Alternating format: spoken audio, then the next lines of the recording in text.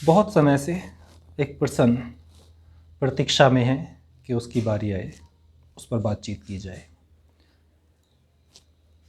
So this is right time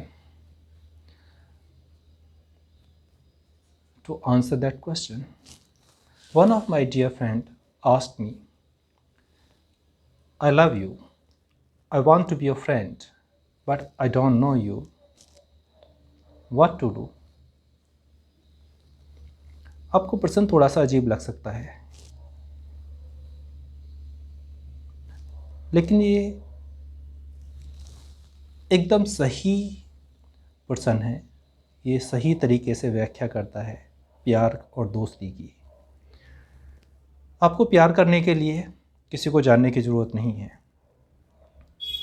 आप एक फूल से प्यार करने लगते हैं बिना ये जाने कि ये गुलाब है या चमेली है या कैक्टस पे उगा है या कमल के समान खिला है।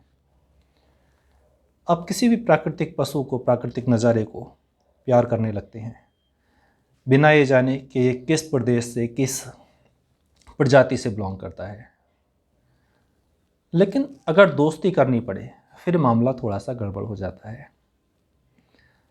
फिर आप बिना जाने दोस्ती नहीं कर पाते। फिर आपको जानना पड़ता है ये कौन है, इसका चरित्र कैसा है, कहाँ रहता है, क्या करता है, इसकी विचारधारा क्या है, इसका धर्म क्या है, इसकी आजीविका के साधन क्या हैं, और भी बहुत कुछ जो भी आपका मन जानने के लिए उत्सुक हो। तो दोस्त, तुम्हारा प्रश्न जायज़ है। तुम बिना जाने मुझे प्यार तो कर सकते हो, लेकिन दोस्ती करने के लिए तुमको मुझे जानना ही होगा। किसी को जानने का क्या तरीका हो सकता है? क्या तरीका है मुझे जानने का? You have to spend your most precious thing. आपको अपनी सबसे कीमती चीज़ दांव पे लगानी होगी मुझे जानने के लिए, और वो कीमती चीज़ है आपका समय। आपको समय देना होगा, क्योंकि एकदम से तो आप मुझे जान नहीं पाएंगे। एकदम से आप किताब तो पढ़ सकते हैं, उसे जान भी सकते हैं, लेकिन एक आदमी को जानने के लिए आपको समय और पेशेंस, समय और सब्र दोनों ही चाहिए। क्योंकि आदमी कई सारी परतों में छुपा हुआ होता है। आपको सिर्फ उसे सुनना नहीं होता, उसकी आवाज़ नहीं सुननी होती, उसके अल्फाजों को समझना नहीं होता। इससे भी ज़्यादा ज़रूरी काम करना होता है आपको जो वो नहीं बोल रहा है। We say you have to listen between the lines.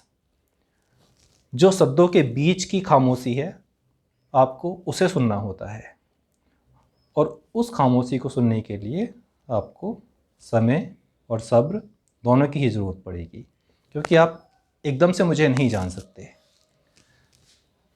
आप एकदम से मुझे प्यार तो कर सकते हैं, लेकिन समझने के लिए धीरे धीरे, आहिस्ता आहिस्ता कदम बढ़ाने होंगे। रफ्ता रफ्ता मैं तुम्हें अच्छा लगूंगा, अजनबी हूँ आजकल अपना लगूंगा। वैसे मैं हूँ आपका अपना ही, लेकिन अपना लगने के लिए आपको समय देना होगा। अजनबी हूँ आजकल अपना लगूंगा, रेत जितनी प्यास लेकर जब छुओगे हूँ तो सहरा पर तुम्हें दरिया लगूंगा। सल्तनत एहसास की तुमको मिली तो मैं तुम्हें जागीर का हिस्सा लगूंगा। बंद करके आंख जब देखोगे मुझको अल सुबह देखा हुआ सपना लगूंगा। गर मुझे महसूस दिल से कर सको तो प्यार का बहता हुआ झरना लगूंगा। और मेरे होठों की अजब तासीर ये है, एक बार फिर से सुनना, मेरे होठों की अजब तासीर ये है। तासीर मतलब प्रकृति। मैं समंदर हूँ मगर प्यासा लगूंगा। अक्सर समंदर प्यासे होते हैं, समझ नहीं पाते हैं। मेरे होठों की अजब तासीर ये है, मैं समंदर हूँ मगर प्यासा लगूंगा। मुझको खोकर ज़िंदगी से जब मिलोगे क्या पता तुमको मैं तब कैसा लगूंगा। तो दोस्त, दोस्ती करने के लिए थोड़ा सा समय निकालो, प्यार तो तुम्हें हो ही जाएगा, प्यार तो तुम्हें हो ही गया है।